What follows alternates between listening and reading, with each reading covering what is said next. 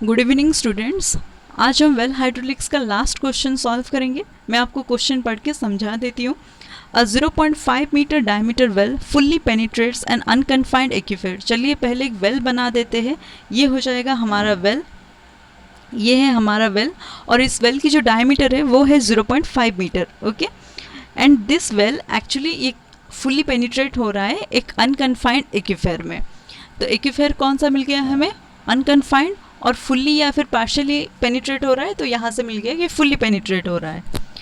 Whose bottom is 150 metre below the undisturbed ground water table. तो ये हो गया हमारा अनडिस्टर्ब्ड ग्राउंड वाटर टेबल। अगर आप देख सकते हैं GWT जो मैंने लिखा है यहाँ पर, ये हो जाएगा हमारा, ये जो है ये हो जाएगा undisturbed ground water table.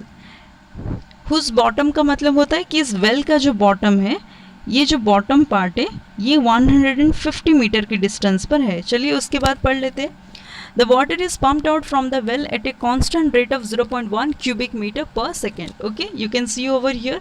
Next देख लेते हैं। After equilibrium is reached, the draw down observed in the two observation wells at radial distance of 10 metre and 50 metre are respectively 10 metre and 5 metre. Okay, so first observation well जो है, आप अगर यहाँ पर देख सकते हैं कि ये जो क्वेश्चन है, यहाँ पर मैंने ऑब्जर्वेशन वेल को ड्रॉ नहीं किया है। इंस्टेड ऑफ दैट मैंने इसे 2 पॉइंट्स पे दिखाया हुआ है। इस तरीके से 2 पॉइंट्स पे आप भी इसे दिखा सकते हैं, बिकॉज वेल में क्या होता है ना, हमें कई सारे डेटास लिखने होते हैं। अगर हम इतने सारे डेटास एक ही फिगर में दिखाएंगे तो वो फिगर ही काफ़ी ज़्यादा कंजेस्टेड होने लगता है। इसलिए आप इसे 2 पॉइंट्स भी दिखा सकते हैं। ऐसे नहीं है कि पूरा वेल ही आपको ड्रॉ करके दिखाना होगा। तो इसलिए मैंने यहाँ पर 2 पॉइंट्स दिया हुआ है। तो ये जो फर्स्ट पॉइंट है, ये है फर्स्ट ऑब्जर्वेशन वेल, और इसकी जो डिस्टेंस गिवन है रेडियल डिस्टेंस। रेडियल डिस्टेंस का मतलब होता है कि टेस्ट वेल के सेंटर से इसके सेंटर, यानी कि ऑब्जर्वेशन वेल के सेंटर तक की जो डिस्टेंस है वो है 10 मीटर, क्वेश्चन में गिवन है। एंड सेकेंड ऑब्जर्वेशन वेल की जो डिस्टेंस है रेडियल डिस्टेंस, वो है 50 मीटर। जब टेस्ट वेल से 0.1 क्यूबिक मीटर पर सेकेंड के हिसाब से पानी को पंप आउट किया गया, सो फर्स्ट ऑब्जर्वेशन वेल में हमने ड्रॉ डाउन देखा, पानी की जो गिरावट देखी हमने 10 मीटर की देखी, और दूसरा ऑब्जर्वेशन वेल में ये गिरावट हमने 5 मीटर की देखी। तो इस तरीके से हमारा वाटर प्रोफाइल जो है वो कुछ ऐसा बन गया। अगर आप देख सकते हैं इनिशियली वो यहाँ पर था, यहाँ कहीं पर, धीरे धीरे ये जो है गिरता गया और फाइनली एक इक्विलिब्रियम तक आ गया, है ना। सिमिलरली यहाँ से भी पानी इस और आता गया। तो ये हो गया हमारा वाटर टेबल का प्रोफाइल। तो चलिए, जैसे मैंने आप यहाँ पर लिखा है, आप देख सकते हैं कि ओरिजिनल वाटर टेबल है और ये वाटर टेबल प्रोफाइल है, ठीक है। अब कुछ स्टूडेंट क्या करते हैं कि वो ग्राउंड में ही वाटर टेबल को दिखा देते हैं, जो कि गलत है। आप कभी भी ग्राउंड में वाटर टेबल नहीं देख सकते। आपको ग्राउंड में कुछ हाइट तक उसे खोदना पड़ेगा, तभी आपको वाटर टेबल मिलेगा। इसलिए आप पहले ग्राउंड दिखाएंगे, उसके बाद ही जाकर कुछ डिस्टेंस पर आप ग्राउंड वाटर टेबल को शो करेंगे फिगर में, ठीक है। तो इस तरीके से हमने पूरा फिगर समझ लिया। उसके बाद देखिए, डिटरमाइन फर्स्ट बिट, हमें कोफिशिएंट ऑफ परमेबिलिटी फाइंड करना है, और दैट टू बी यूनिट आप देखिए मीटर पर सेकेंड में फाइंड करना है, ठीक है। और सेकेंड बिट में हमें क्या दिया गया है? ड्रॉ डाउन फाइंड करना है, और किस में? ऑब्वियसली मीटर में ही हम फाइंड करेंगे। देखिए यहाँ पर जो 2 बिट है क्वेश्चन के, ये दोनों की दोनों स्टेप्स है इस प्रॉब्लम का सॉल्यूशन तक पहुंचने के लिए। तो चलिए पहले हम कोफिशिएंट ऑफ परमेबिलिटी फाइंड कर लेते हैं। देखिए, तो कोफिशिएंट ऑफ परमेबिलिटी फाइंड करने के लिए हमें चाहिए अनकन्फाइंड एक्यूफर का डिस्चार्ज का फॉर्मूला, जो कि हमने लिख लिया। अब इसमें H2 और H1 जो है हमें फाइंड करना है, ठीक है। अब H2 और H1 फाइंड करने के लिए, H2 और H1 होते क्या है? इनिशियल वाटर टेबल से अगर आप ड्रॉ डाउन को माइनस कर देंगे, जो फाइनल वाटर टेबल की हाइट बचेगा वो, उसे ही हम H1 और H2 इस तरीके से लिखते हैं। तो देखिए यहाँ पर मैंने पहले गिवन डेटास लिख दिया, अगर आप देख सकते हैं तो ये हो गया हमारा गिवन डेटास, ठीक है। इसी गिवन डेटास में ही मैंने H1 और H2 फाइंड कर लिया। ये हो गया H1, कैसे फाइंड किया मैंने? इनिशियल वाटर टेबल था कितना? 150। फर्स्ट ऑब्जर्वेशन वेल में ड्रॉ डाउन हुआ था 10 मीटर, तो फाइनली वाटर टेबल बचा कितना? 140 मीटर, ठीक है। सिमिलरली आप सेकेंड ऑब्जर्वेशन वेल में भी H2 फाइंड कर सकते हैं, जो कि हो जाएगा 145 मीटर, ठीक है। तो ये डेटास हमें मिल गया। अब हम क्या करेंगे? डिस्चार्ज के इक्वेशन में इन डेटास को यूज़ करेंगे। Q जो है वो 0.1 क्यूबिक मीटर पर सेकेंड में था, कन्वर्ट करने की यूनिट कोई ज़रूरत नहीं है, which is equal to pi into के।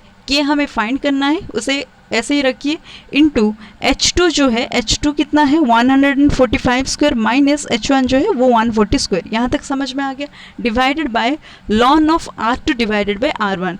ठीक है, ये जो R2 डिवाइडेड बाय R1 है वो रेडियल डिस्टेंस है जो कि 50/10 होगा। वहाँ पर मैंने उसे कैपिटल R1 कैपिटल R2 दिखाया है, आपकी मर्जी, आप इसे कैपिटल R1 भी मान सकते हैं या फिर स्मॉल R2 भी, स्मॉल R1 R2 भी ले सकते हैं। नेक्स्ट देखिए, अब इसके बाद का स्टेप क्या हो जाएगा, जब ये लॉन 50/10 को मैं इस लेफ्ट साइड में लेकर जाऊंगी तो ये न्यूमरेटर में चला जाएगा और मल्टीप्लाई हो जाएगा इसके साथ, विच इज़ इक्वल टू पाई के इंटू 145 स्क्वायर माइनस 140 स्क्वायर। यहाँ तक समझ में आ गया।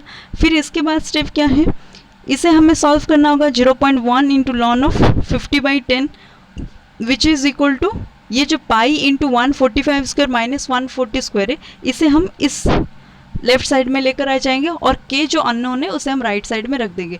इस तरीके से सॉल्व करने पर जो k का वैल्यू आएगा वो आ जाएगा 3.595 10⁻⁵ और यूनिट क्या था क्वेश्चन में, मीटर पर सेकंड में, और हमने भी ये मीटर पर सेकंड में ही फाइंड कर लिया। ठीक है, तो हमारा फर्स्ट बिट कंप्लीट हो गया, यानी कि जो सोल्यूशन का फर्स्ट स्टेप था वो कंप्लीट हो गया। चलिए हम सेकेंड स्टेप की ओर चलते हैं सोल्यूशन के। तो सेकेंड स्टेप में क्या कहा गया था, ड्रॉ डाउन फाइंड करने के लिए, that is in metre. Okay, so देखिए ड्रॉ डाउन फाइंड करने के लिए हम वही सेम फॉर्मूला यूज़ करेंगे। अब इसमें हम क्या करेंगे, हाइट ऑफ जो फाइनल वाटर टेबल था वो पहले फाइंड आउट करेंगे, क्योंकि इनिशियल हाइट से अगर हम फाइनल को माइनस करेंगे तभी हमें ड्रॉ डाउन की पता चलेगा। तो चलिए इक्वेशन को लिखना जो है काफ़ी इंपॉर्टेंट है। यहाँ पर देखिए जैसे मैंने ये लिखा है Q इज इक्वल टू पाई के H1 square minus HW square, आप इसे HW square minus H1 square भी लिख सकते हैं, या फिर H2 square minus HW square और HW square minus H2 square भी लिख सकते हैं।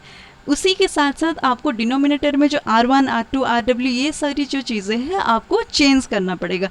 जब भी आप कोई भी फॉर्मूला लिख लिए इसमें ये जो टर्म्स को चेंज कर करके आपका आंसर सेम ही आएगा। तो इसलिए आप एक बार क्वेश्चन को इस तरीके से भी प्रैक्टिस कीजिए। ठीक है, देखिए हमने डेटा सारा पुट कर दिया यहाँ पर, Q को 0.1, पाई को पाई रखा, K का वैल्यू हमने यहाँ पर फाइंड किया है उसे पुट कर लिया, H1 तो हमें पता था पहले से ही 140 है, HW हमें फाइंड करना है, lawn of R1 divided by RW, R1 है रेडियल डिस्टेंस। आप यहाँ पर ना स्मॉल R1 मत लीजिए, यहाँ पर जो मैंने लिखा है आप कंफ्यूज होंगे, ये स्मॉल R2 बाई R1 नहीं, ये हो जाएगा R2 capital R2 divided by capital R1। ठीक है, ये स्मॉल यहाँ पर कुछ नहीं है, बस रेडियस ऑफ वेल जो है स्मॉल RW वही है, बाकी सारे जो है आप कैपिटल ही लीजिए।